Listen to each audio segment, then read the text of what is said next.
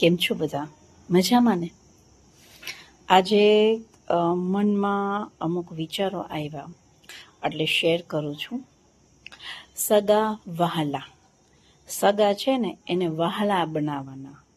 આપણને હંમેશા નાનપણથી એક સંસ્કાર આપેલો હોય કે આપણા સગાને વહાલા બનાવવાના, એટલે એ આપણા સગા વહાલા કહેવાય.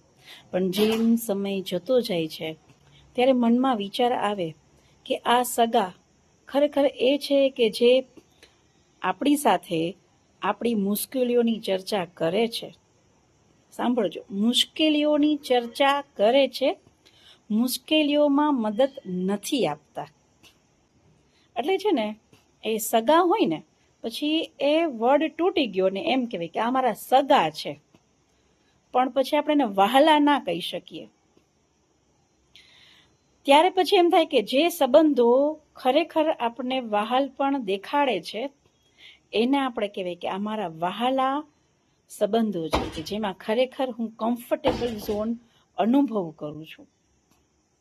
સ્વજનની કોઈ પણ મુશ્કેલી હોય એને ચર્ચા સ્વરૂપે ના બનાવો અને એની સાથે એવી રીતે રહ્યો એ તમને ખરેખર કહી શકે કે આ મારા સગા વહાલા છે.